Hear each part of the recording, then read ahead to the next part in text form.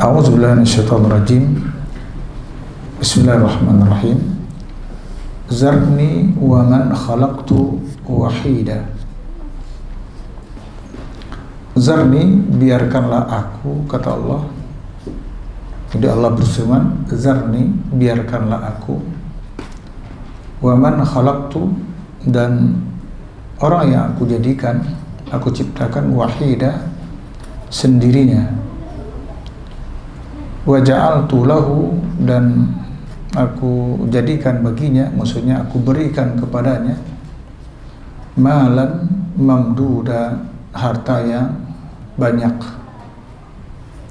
wa banina syuhuda, dan anak-anak yang terus bersamanya,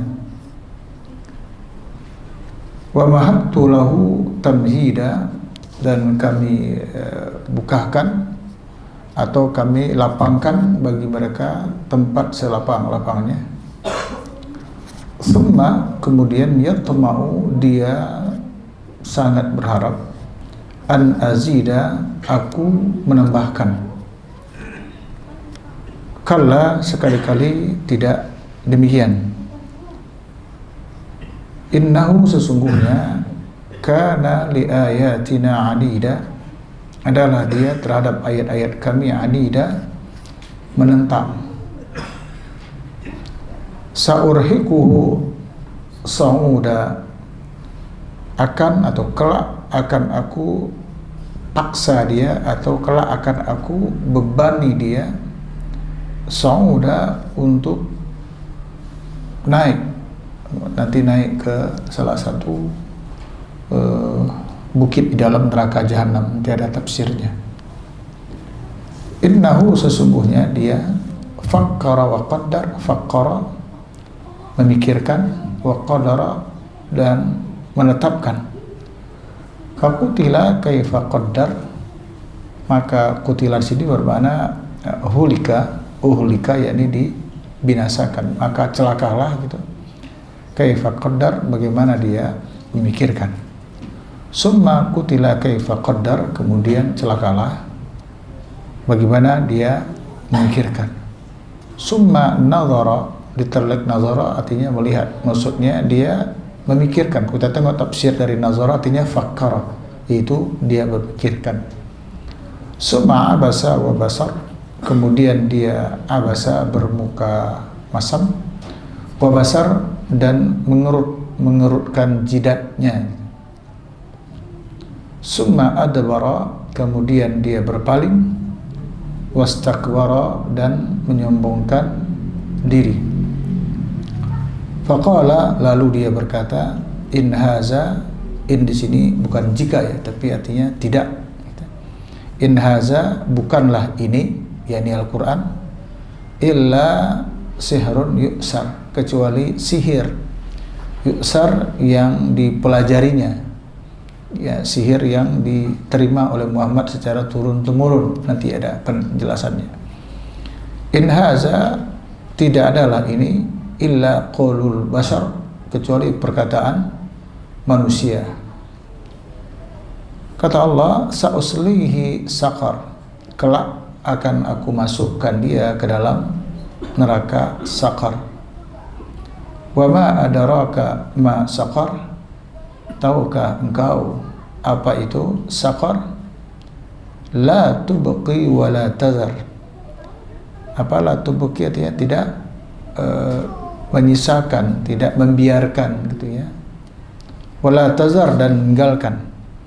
Lawahatun lil basar, lawaha yakni membakar, ihtiraq yakni membakar, lil basar kulit. Alaiha tis'ata asyar, di atasnya neraka saqar itu ada 19 malaikat. Oke, kita coba sampai di situ. Sebagaimana biasa, kita merujuk kepada tafsir Ibnu Katsir dan tafsir yang lain yang kita anggap bisa membantu kita menjelaskan ayat demi ayat di dalam surah Al-Muddatsir ini. Di dalam tafsir ini, kalau para ulama saya perhatikan beberapa tafsir itu menjelaskan sabab nuzulnya di belakang ayat ini, termasuk Ibnu Katsir nanti di belakang dijelaskan tentang sabab nuzulnya. Tapi sebagian lagi termasuk tafsir Zadul Masir ini itu di awal dijelaskan apa yang melatar belakangi turun ayat ini. Misalnya dalam dialog ini kan bisa jadi kita bingung karena memakainya kan kalimat begini, zarni wa man khalaqtu wahida, biarkanlah aku, kata Allah, wa man khalaqtu wahida, dan orang yang aku ciptakan sendirinya, wa ja'altu lahu, dan aku jadikan baginya, aku berikan kepadanya malan mamduda, harta yang banyak. Nyanya itu nya siapa? Pertanyaan itu kan, siapa yang dimaksud oleh Allah dalam kalimat ayat-ayat yang ada di dalam Al-Quran yang agung ini? Misalnya dalam ayat 15, summa yatma'u an azida, kemudian dia berharap aku menambahkannya. Nah, dia berharap itu siapa gitu? Nah, di dalam tafsir termasuk di dalam Zadul Masir ini itu disebutkan ini ayat berkaitan oleh para ulama menjelaskan kepada salah seorang pemuka Quraisy di kala itu, namanya Al-Walid bin Al-Mughirah Al-Mahzumi, ya, Al-Walid bin Al-Mughirah Al-Mahzumi. Dia salah seorang pembesar kafir Quraisy di kala itu. Lalu diriwayatkan dari Abdullah bin Abbas radhiyallahu anhu, dia mengatakan pada satu ketika, ya, kita langsung saja saya terjemahkan di sini ya Pak ya. Kalau dibaca Arabnya kan lama lagi. Misalnya ini, dakhalal Walid bin Al-Mughirah ala Abi Bakr bin Abi Quhafa fasa'alahu 'anil Qur'an. Makanya khutbah Jumat kita itu kenapa lama? Karena itu. Innal hamdalillah, terus kemudian mari sama-sama kita panjatkan puji dan syukur. Itu kan terjemahan tuh. Lalu baca ayat Quran, diterjemahkan, disarah. Jadi akhirnya yang sebenarnya itu 10 menit, 15 menit udah selesai itu. Tapi karena bahasa-bahasa terjemahan ya jadi panjang. Oke, nah waktu kita kan nggak panjang-panjang amat ini. Jadi kalau ada yang perlu-perlu nanti kita baca lafaznya, kalau tidak ya nggak usah. Jadi pada satu ketika disebutkan dari Abdullah bin Abbas radhiyallahu anhu bahwa Khalid bin Al-Mughirah Al-Mahzumi masuk, datang ke rumah Abu Bakar bin Abi Quhafa, ya, nama Abu Bakar Siddiq radhiyallahu anhu. Lalu dia Al-Walid bin Al-Mughirah ini bertanya kepada Abu Bakar tentang Al-Quran. Setelah Abu Bakar, kadang-kadang gak enak juga kalau gak dibaca sih. Falamma akhbaru kharaja ala Quraisy. Setelah Abu Bakar menjelaskan kepada Al-Walid, ya, bin Al-Mughirah tentang Al-Quran itu, Al-Walid pun keluar meninggalkan Abu Bakar, menemui orang-orang Quraisy lainnya, pemuka-pemuka Quraisy lainnya. Kata dia, ya ajaban lima yaqulu ibnu Abi Kabsyah. Apa yang disampaikan oleh anak Abu Kabsyah, ini panggilan orang kafir Quraisy yang enggak demen sama Rasul sallallahu alaihi wasallam. Panjang riwayatnya kenapa Rasul disebutkan anak Abu Kabsyah. Itu jelek, Pak. Jelek, ada sejarah jeleknya. Jadi yang mereka enggak suka tuh ini anak Abu Kabsyah. Gitu. Kata dia, apa yang disampaikan oleh anak Abu Kabsyah sangat ajaban, aneh memang. Wallahi, aneh itu artinya ajaban itu aneh dalam pengertian itu tidak sebagaimana yang kita dengar selama ini, gitu maksudnya. Pokoknya ini asing tapi menakjubkan gitu. Kata dia, wallahi, demi Allah, tentu saja demi Allah ini demi Allah versinya orang kafir Quraisy, bukan demi Allah yang sudah bertauhid, ini mesti kafir dia. Jadi sumpah demi Allah itu dari dulu juga ada. Kadang-kadang menyebut demi Lata dan Uzza. Kalau ini demi Allah saja. Ma huwa bisya'rin wala bisihrin. Yang disampaikan oleh anak Abu Kabsyah, maksudnya yang disampaikan oleh Muhammad itu, ini bukan syair, bukan pula sihir. Wala bihadzi minal junun, bukan pula karena kerasukan setan, kayaknya enggak. Wa inna qawlahu lam kalamillah. Jadi apa yang disampaikan oleh anak Abu Kabsah, maksudnya Muhammad, itu sepertinya adalah firman Allah. Kata pengakuan Al-Walid bin Al-Mughirah yang kafir ini. Lalu beberapa orang dari orang-orang kafir Quraisy mendengar berita kalau Al-Walid bin Al-Mughirah itu sepertinya gaya-gaya tertarik ini mendengar apa yang disampaikan oleh Muhammad yang istilah mereka anak Abu Kabsah. Kemudian mereka pun coba berkumpul, ya tamaru, mereka artinya berkumpul, musyawarah. Ya, di dalam hadis lain dikatakan di Darun Nadwah, malah disebutkan tempat pertemuan mereka itu. Katanya, wallahi la in saba al-Walid la tasbuwanna Quraisy. Nah, ini kalau Al-Walid bin Mughirah, kata kafir Quraisy lainnya, kebawa oleh ajaran anak Abu Kabsah, bisa-bisa orang-orang Quraisy lain juga kebawa ini. Karena apa? Karena Al-Walid ini salah seorang pembesar dari orang-orang Quraisy. Kemudian keadaan itu pun didengar oleh Abu Jahal bin Hisham. Namanya juga Abu Jahal. Kata dia, ana wallahi akfikum sya'nah. Demi Allah, aku yang menyelesaikan. Artinya, kalian gak usah khawatir, biar saya yang menghadapi Al-Walid bin Al-Mughirah, kata Abu Jahal. Kemudian, ya, Abu Jahal pun mendatangi rumah Al-Walid bin Al-Mughirah, masuk ke rumahnya dan dia berkata, wahai Al-Walid, tidakkah engkau melihat apa yang dilakukan oleh kaummu? Di mana mereka qad jama'u laka sadaqah, mereka telah mengumpulkan sedekah untuk kamu. Kalau bahasa kitanya apa itu? Sekarang kaummu lagi ngumpulin duit, nyumbang untuk kamu. Kata Abu Jahal kepada Al-Walid. Kata Al-Walid, alastu asaruhum malan wa waladan.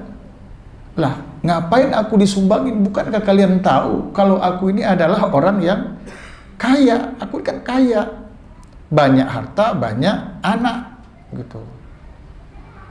Ya, nah, lalu ngapain kalian nyumbang-nyumbang aku segala?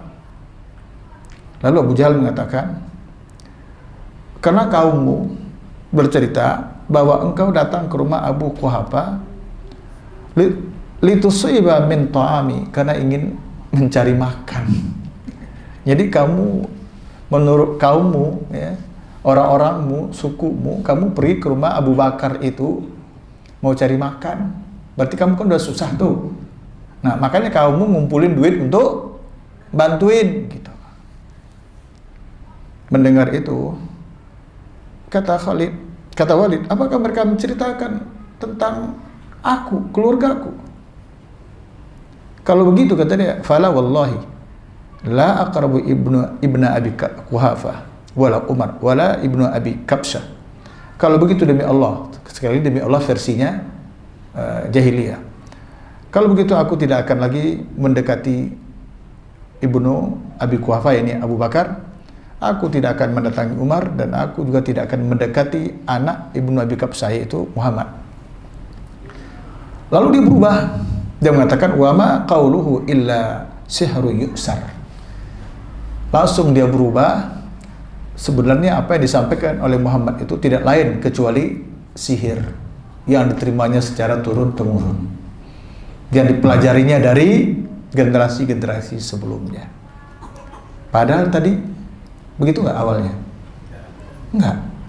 Awalnya dikatakan dia yakin betul bahwa apa yang disampaikan Rasul adalah min kalamillah, firman Allah, yakin betul. Tapi setelah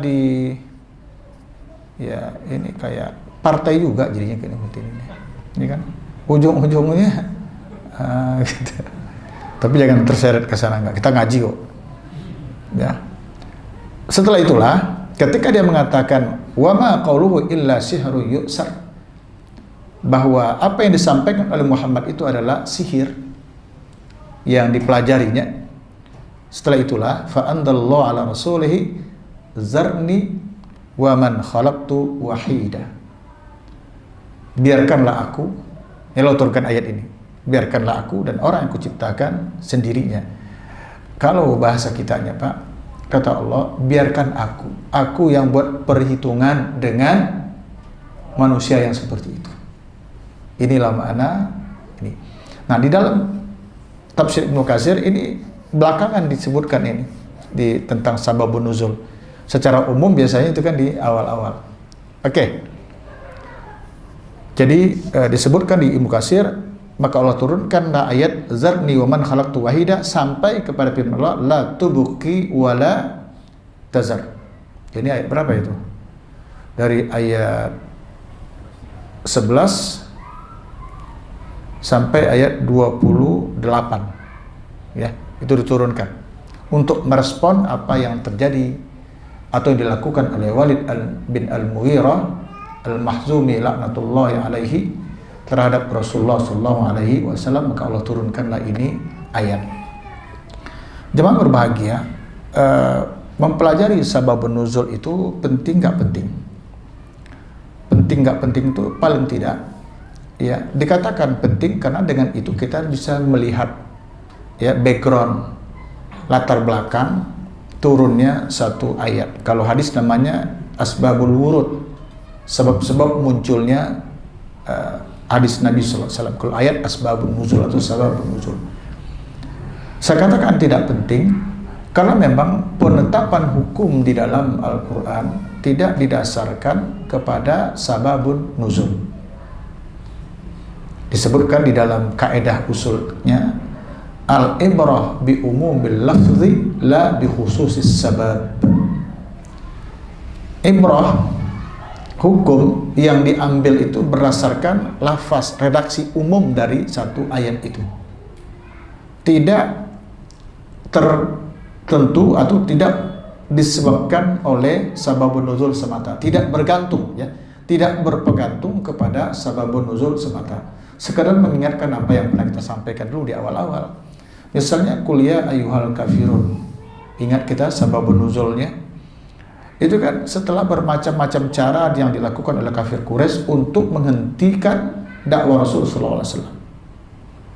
Segala bentuk sudah mereka lakukan, bermacam-macam penawaran, mau harta, wanita, jabatan, tahta. Disebutkan kan begitu. Kalau kamu mau wanita, kami carikan wanita yang paling kamu sukai. Kalau mau harta, kami akan berikan harta yang banyak. Kalau mau tahta, arti orang terhormat, kami tidak akan berjalan di hadapanmu ya Muhammad. Kamu akan berada pada yang terdepan, kami berjalan di belakangmu. Itu menunjukkan betapa mulianya yang diberikan oleh mereka. Tapi kan ketika itu mereka sampaikan kepada Abu Thalib, paman Rasul, tolong sampaikan kepada anakmu, kata mereka kepada Abu Thalib. Ketika Rasul menerima kabar itu dari Abu Thalib, apa kata Rasulullah SAW? Demi Allah, wahai paman, demi Allah, sekiranya matahari ditaruh di sebelah kananku dan bulan ditaruh di sebelah kiriku, aku tidak akan meninggalkan dakwahku ini sampai Allah menangkan aku atau aku ya selesai mati gitu. Jadi segala bentuk cara. Ada lagi orang kafir Quraisy datang misalnya, ya Muhammad, nah, ya Abu Thalib, begini aja. Ini ada usul yang bagus menurut kami. Kami serahkan kepadamu seorang pemuda gagah, pintar, kamu didik. Terus Muhammad serahkan kepada kami untuk kami bunuh. Gimana? Itu terang-terangan kepada Abu Thalib. Kata Abu Thalib, ada lagi nggak permintaan kalian yang lebih jelek dari itu? Jadi segala bentuk cara mereka nggak bisa. Nah, sampailah kepada ingin bersama. Ya Muhammad, bagaimana? 1 tahun pertama, kalimat itu 1 tahun Pak, bukan 1 minggu. 1 tahun pertama kamu menyembah Tuhan kami. Tahun berikutnya, setelah berjalan 1 tahun, tahun berikutnya kami menyembah Tuhan kamu. Gimana? Sementara kamu boleh berdakwah. Nah, ini nih yang membuat Rasul sempat termenung lah. Kenapa? Karena yang ada di benak Rasul itu sebagai tablighur risalah, bertugas untuk menyampaikan risalah itu, yang ada bermaksud begini, dakwah. Nah, sekarang kan ada nih, kesempatan dakwah dibolehkan. Silakan dakwah, tapi masalah Tuhan, bagaimana kalau kamu nyembah Tuhan kami 1 tahun? Setelah itu baru kami nyembah Tuhan kamu. Nah, di sini ketahuan liciknya, Pak. Orang kafir Quraisy tidak mengatakan, tahun pertama kami menyembah Tuhan kamu, tahun besoknya baru kami nyembah Tuhan kami. Tidak begitu, tapi kamu dulu nyembah Tuhan kami. Di saat Rasulullah dalam keadaan terdiam itulah, tidak lama kemudian turunlah ayat Qul ya ayyuhal kafirun, yang intinya la a'budu ma ta'budun wa la antum abiduna ma a'bud. Ujung-ujungnya apa? Lakum dinukum waliyadin. Pokoknya sampai kapanpun aku gak akan pernah menjadi penyembah apa yang kalian sembah, dan kalian juga gak bakal menjadi penyembah apa yang aku sembah. Ujung-ujungnya lakum dinukum waliyadin. Nah, itulah sababun nuzulnya, latar belakangnya itu. Tetapi ya, kalau hanya kita berpatok kepada latar belakang, nah inilah yang dipahami oleh orang sebagian orang-orang, disebut nggak alirannya, disebut dengan pluralisme agama, yang menganggap agama itu relatif sama, menuju kepentingan yang sama, hanya caranya yang berbeda-beda. Nah, kalau menurut mereka ini surat Al-Kafirun itu nggak berlaku lagi. Kenapa? Karena khitabnya itu ayat kepada orang kafir. Kafir mana? Kafir Quraisy. Qul ya ayyuhal kafirun. Cobalah baca sababun nuzul terbelakangnya. Itu kafir di sana, kafir mana? Kafir Quraisy. Di awal-awal Islam. Sementara kafir Quraisy kan sudah tidak ada sekarang. Sudah muslim semua Mekah itu. Oleh karena itu, sudah selesai ini ayat. Sudah berabad-abad yang lalu sudah ada kaidah dari ulama-ulama kita tentang memahami ayat ini. Ayat Quran maksud saya. Ya, ini al-ibrah bi umumil lafzi la bi khususis sabab. Kaidah yang dibangun itu berdasarkan redaksi umum dari ayat itu. Bukan berdasarkan sebab turunnya. Apa redaksi umumnya? Qul ya ayyuhal kafirun. Katakan, hai orang-orang kafir. Nah, kafir mana saja? Mau kafir Quraisy dulu, oke. Kafir sekarang, kafir yang akan datang, ayo. Pokoknya, hai kafir. Nah, gitu aja. Hai kafir, la a'budu ma ta'budun. Wa la antum abiduna ma a'bud. Ujung-ujungnya apa? Lakum dinukum waliyadin. Hen berehen, ham bereham. Apa tuh? Den caro den, am caro am. Tahu nggak? Nggak tahu juga. Apa? Nggak ada orang-orang awak di sini. Artinya apa itu? Lo, gua. Gitu. Lakum dinukum waliyadin. Sebenarnya Bapak hadirin, saya juga setuju sebenarnya Al-Kafirun itu nggak berlaku sekarang. Tapi bukan berdasarkan pemahaman orang-orang yang apa tadi? Pluralisme. Bukan. Kalau saya mengatakan Al-Kafirun itu hukumnya tidak berlaku, itu berdasarkan penjelasan ulama, karena surat Al-Kafirun itu sudah mansukh dengan ayat qital, ayat perang. Nah, itu malah lebih mantap lagi itu. Apa ayatnya? Wa qatiluhum hatta la takuna fitnah wa yakuna ad-dinu lillah. Surah Al-Baqarah tuh. Perangi mereka, kata Allah.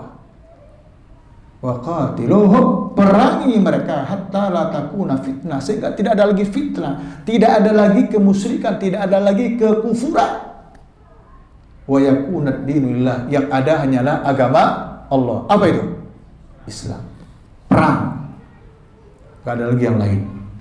Yang ada cuman Islam. Nah, itu baru tepat. Boleh katakan Al-Kafirun gak usah dipakai. Paham tuh? Bukan gak bisa, ayatnya gak sah, ayat tetap. Tapi kan dalam Quran itu ada namanya nasih mansuh. Nasih mansuh. Ada ayat yang membatalkan, ada yang dibatalkan. Bisa dipahami Bapak? Tapi bukan diartikan seperti yang tadi. Nah, kalau di Indonesia hari ini Al-Kafirun masih dipakai. Pemahamannya lakum dinukum itu masih dipakai. Karena di Undang-Undang Dasar kita ada pasal 29 ayat 2 yang memberikan kebebasan untuk menjalankan syariat ya agama berdasarkan kepercayaannya. Oke, ini sekedar memudahkan kita. Jadi ayat ini memang berkisah kepada Al-Walid bin Al-Mughirah Al-Mahsumi, kafir Quraisy yang dilaknat oleh Allah Taala. Tetapi tentu bukan hanya itu yang kita pahami, ya, kita lanjutkan. Jadi zarni wa man khalaqtu wahida. Kata Allah, tinggalkan, maksud biarkan aku. Bahasa lain, biar aku yang urus, kata Allah. Biar aku yang hadapi. Siapa itu? Al-Walid bin Al-Mughirah itu. Wa man khalaqtu wahida, orang yang kuciptakan dengan sendirinya. Kalau tafsir Katsir menyebutkan kharaja min batni ummihi wahda la ma lahu wala walad. Ketika dia keluar dari rahim ibunya kan sendiri dia, wahida, sendiri. Dia tidak bawa harta dan tidak membawa anak juga. Summa razaqahu Allah, kemudian Allah memberikan rezeki kepadanya dengan sebut waja'altu lahu malan mamduda. Aku berikan kepadanya, kata Allah, malan mamduda, yakni malan wasi'an kasiran, harta yang banyak. Harta yang banyak. Bahkan kata Allah, wa banina syuhuda, dan anak-anak yang syuhuda. Syuhud itu artinya yang senantiasa hadir bersamanya. Ya, dikatakan seperti itu. Ya, senantiasa ini anak-anaknya bersama dia, jadi kebanggaannya betul. Wa mahattu lahu tamhida. Kemudian kata Allah, kami lapangkan baginya. Ya, kami lapangkan baginya lapangnya, yakni apa? Harta diberikan sebanyak mungkin sesuai dengan apa yang diharapkannya gitu. Namun pada berikutnya dikatakan oleh Allah, tsumma yatma'u an azida. Kemudian setelah diberikan harta yang banyak ternyata nggak cukup juga. Kemudian dia berharap, yatma'u. Yatma'u itu memakai bahasa tama. Tama itu udah Indonesia itu. Artinya apa itu? Rakus. Ya. Ada dua kalimat yang kehendak itu, yang dia berkehendak tapi mengandung makna yang bersangatan. Pertama kalimatnya toma'a, tama. Kalau kita nyebutnya apa? Tama. Yang kedua Harrison. Ya, haris itu artinya juga sangat berharap. Gitu. Jadi summa yatma'u, kemudian dia sangat berharap, yaitu tama an azida, bahwa aku tambahkan lagi hartanya itu. Karena memang orang-orang kafir ceritanya kan hanya ya harta, mau apa lagi? Kalla innahu kana la ayatina adida. Ya, adida itu artinya penentang keras, inad, ya, penentang keras terhadap ayat-ayat kami. Kata Allah, saurhiquhu sauda. Ya, di dalam ayat apa namanya? Di dalam tafsir ini disebutkan yukallafu ayyas'adahu. Jadi dia dipaksa untuk naik. Nah, apa itu sa'ud? Sa'ud itu apa? Kata Abdullah bin Abbas menyebutkan begini, sa'uda artinya adalah sakhratun fi jahannam azimatun yushabu 'alaiha al-kafir ala wajhi. Ada batu besar di dalam neraka jahanam di mana orang kafir diseret di situ.